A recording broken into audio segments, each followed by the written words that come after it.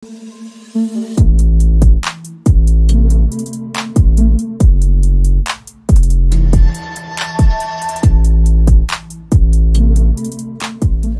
assalamualaikum guys. Oke, kali ini ada barang baik lagi mendarat guys. Jadi sekarang kita dalam proses unboxing. Oke, ini barang untuk Pro 2 Asia saya.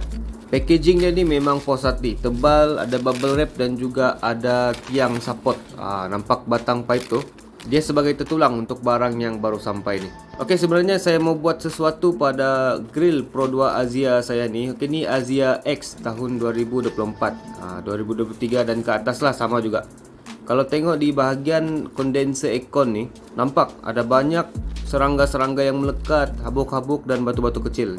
Jadi saya beli aksesori tambahan lah, iaitu grill honeycomb pada Pro 2 Asia ni. Oke, jom kita tengok dulu. Kasih habis dulu unboxing ni guys. Kenapa juga dia tebal-tebal ni? Tidak bah. Tengoklah packaging dia, bukan main-main. Berapa lapis. Dalam ada lagi bubble wrap.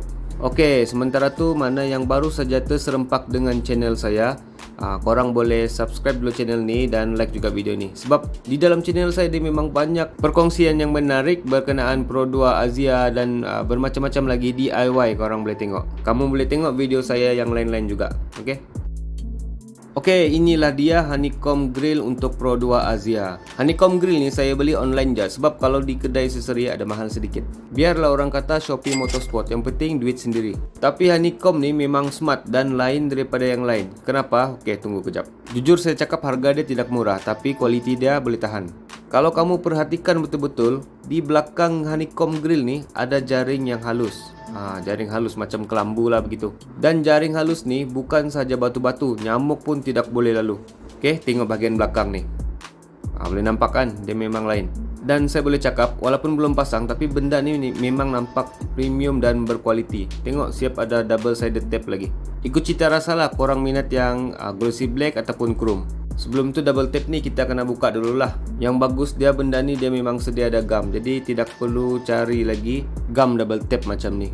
Oke, kita cerita sedikit pasal grill honeycomb ni. Yang ni PNP saja, so kamu tidak perlu ubah suai grill yang lama, tidak perlu cabut, cuma tinggal tampal.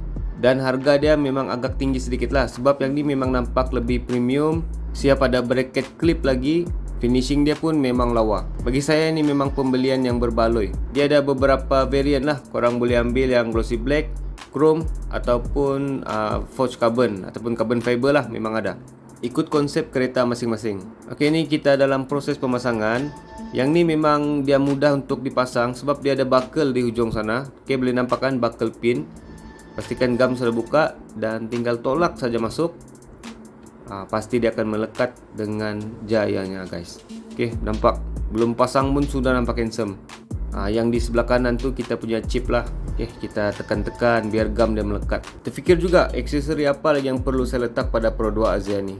Coba korang komen. Oke guys, selesai sudah pemasangan grill honeycomb pada Pro 2 Asia ini. Kalau kamu dapat lihat ada beberapa aksesori tambahan yang saya letak pada bumper Asia ni.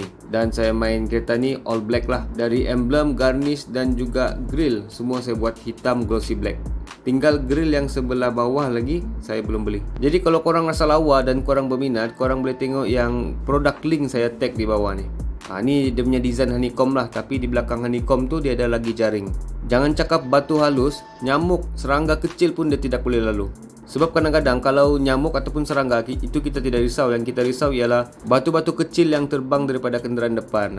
Nanti dia akan rosakkan kita punya kondenser dan pecah habis gas. Memang nampak nice, serius. Oke, video kita tidak panjang. Sekian itu saja daripada saya. Jangan lupa subscribe dan like juga channel ini guys. Thank you. Assalamualaikum.